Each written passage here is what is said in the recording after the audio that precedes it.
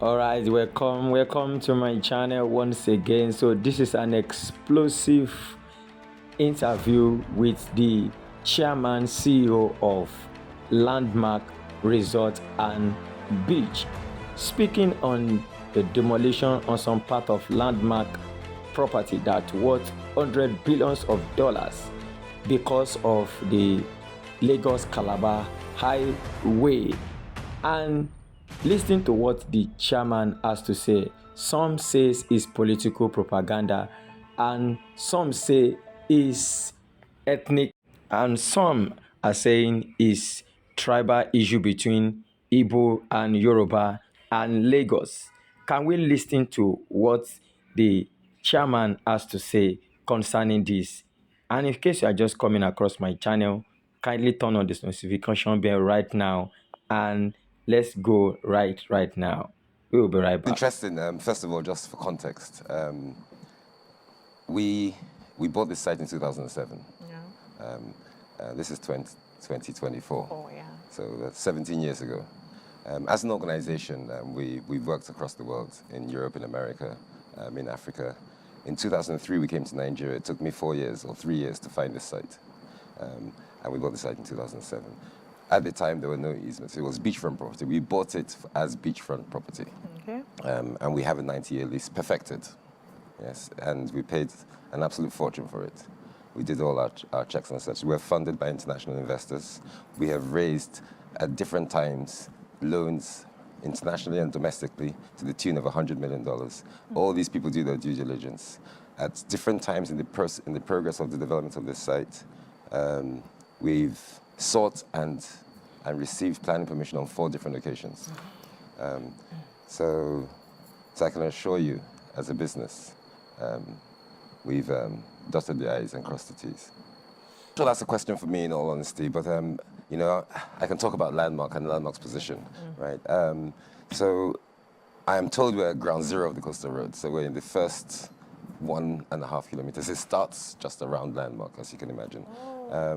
So there is an alignment for the coastal road, which is in front of Landmark. It's the road that goes along. There's a median, the road. It's been there. That alignment, I think, was gazetted sometime in 2016.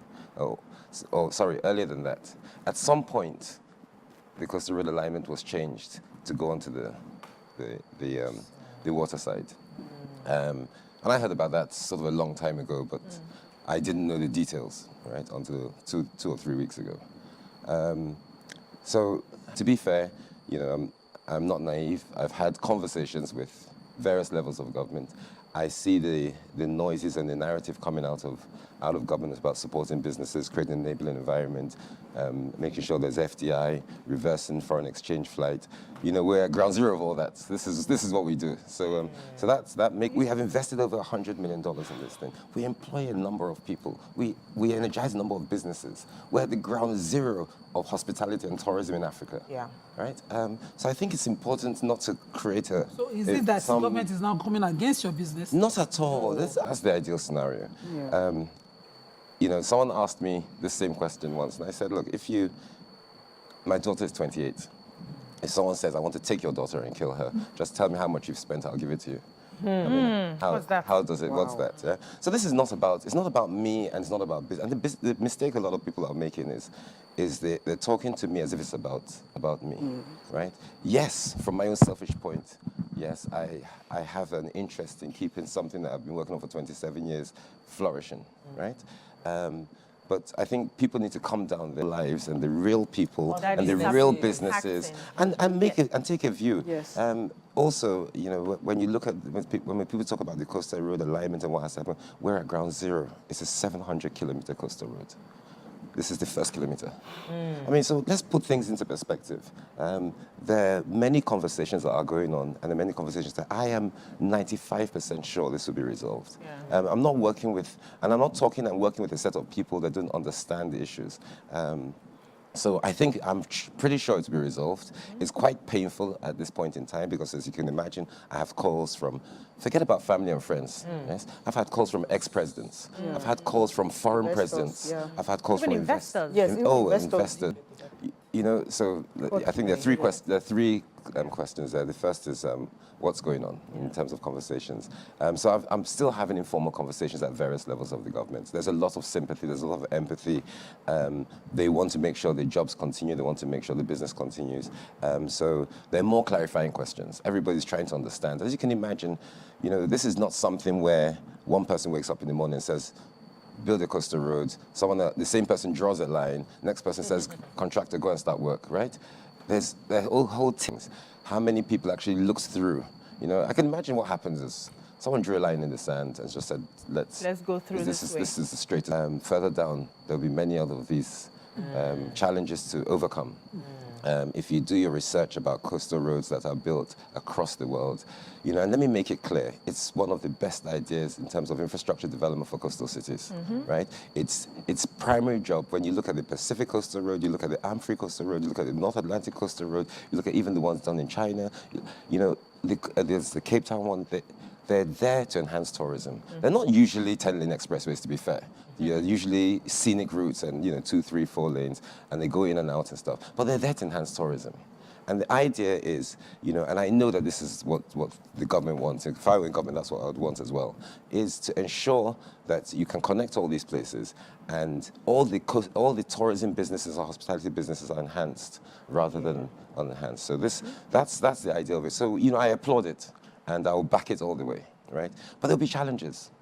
I've mentioned about 4 or 5 different coastal roads around the world. Some of them have taken 25 years to build. Some have taken 30. In America, it took 24 years in North Pacific. Even the one on the East Coast took 17 years.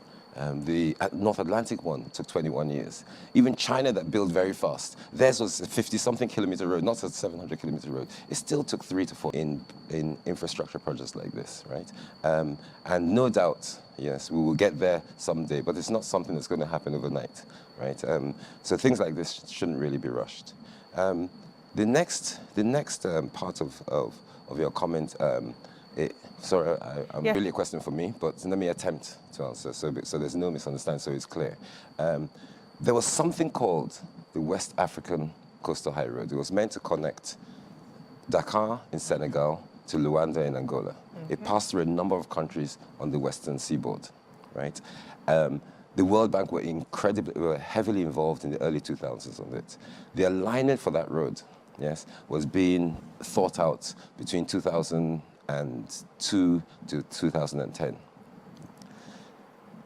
The alignment, this road, and I, in all honesty, I don't know whether it's the same road, right? Because it's now being called the Lagos Calabar Road. So whether it's the same part of that West African Coastal High Road, which I assume it is, was meant to follow the same alignment, right? Because it's building, it could have been in there. I didn't know where it was. Yes. These are a matter of records and facts, and they're not for me to speculate on. You know, I think you can have someone on this table and you can ask that question. Break it down for us. When I look at the facts on the ground, you know, I look at it from my point of view, and I see there's extremely easy solutions. You know, you had a picture on your screen. For 6 years, I've campaigned to build the Water Corporation Road, which is in front of this picture. And, you know, the government kindly did that last year, opened in December. It literally starts at the beginning of Landmark and stops at the end of Landmark. It's 100 there, there it is, right? They've tarred it, it's lovely. Now, if you look on the left, what is the point in now 100 meters to the north, right? And destroying the business that you've just built a road to protect, right? So I look at that from my point of view, but let me make it clear though, and I've said it already, that the coastal road is a great idea. And if I have to take a bullet for the coastal road to progress, I would take that bullet, right? But it's not about me. Yes, it's about all the people in place, about the economic activity. And do you have to take a bullet? I said earlier that we wouldn't have achieved what we have achieved without sort of government support and government collaboration. So you know, it's work in progress, There are conversations. If you can imagine the number of square meters across the country and across Lagos, there's just so much, right? And I don't know how many people they have to deal with that. So it's a continuous conversation. And when things like this happen, it heightens some of the challenges, and it's for us to try to solve these challenges. And I've got to ask people to, this is a moment in time. It's not really about landmark. So people have to try to stop being too cynical and stop being too political about it. And let's solve this problem for the greater good. And I think we can, because I think the solving of this problem has extremely easy routes. And there are a number of reasonable people out there. And there's a lot of there's a lot of and there's a lot of misinformation out there as well. And we very early I tried to get ahead of this thing and issued a press statement. And the facts are in the press statement, right? We're having positive conversations. I am 100% sure this thing will be resolved. I have a view as to potential alternatives, and for the greater good, I think we can win. There can be a win-win, right? And that's where I stand. I'm not here to lobby the government. I'm not here to fight, and I'm certainly not here to canvass support or enemies. It's almost irrelevant to the whole thing. I'm here to clarify issues that I can clarify that pertain to landmark. And I'm sure on your show you ask the people who have the answers to questions about. I'll say three things. The first is, I'm focused and quite confident that a win-win situation will emerge. And what that win-win situation is, as an entrepreneur, I don't predict the future like that, right? We get to the table, a win-win situation, and we'll work one out. The second thing I'll say is a parable someone once said to me: a man can't give what he hasn't got. Right? So no matter how much you want to do something, there are times you can't do it but if you got something, then you give it. So time will tell. The third thing is one of impact. Is whatever it is one does in life, right? And you're looking for positivity, you always try to do the best for the right reasons. And I sit here and say, we will do whatever we have to do for the right reasons. If someone asked me, even just within our own landmark complex, let's say, or some internal roadworks and there's a hut in the middle, and without removing that hut, you can't do these works that will benefit the entire ecosystem. It's a decision I'll have to make, and I have to consider everything around that. At the same time, I'll have to consider how would I lessen the impact, or what else can I do regarding this hut. So, funded, and this is an $85 million project, and we're on the 12th floor already. And obviously, we're still trying to sell the others to make sure it's a viable project. So this has thrown a real span in the works, and you can only imagine the calls I've received. But the comfort I'll give out to people is, look, we've been in business for 27 years. We're not a fly-by-night company. We've been here. We have created the most visited destination, tourism and hospitality destination in West Africa. As a matter of fact, the same day I received that notice was the same day I was called by the World Traveller magazine. I was being nominated for the Tourism Man of the Year for Africa. When I got the notice, and obviously extremely concerned when I got this. And my mom said to me once, "Is the taste of victory a better feeling than? Does it override the feeling of the pains of either failure or disappointment?"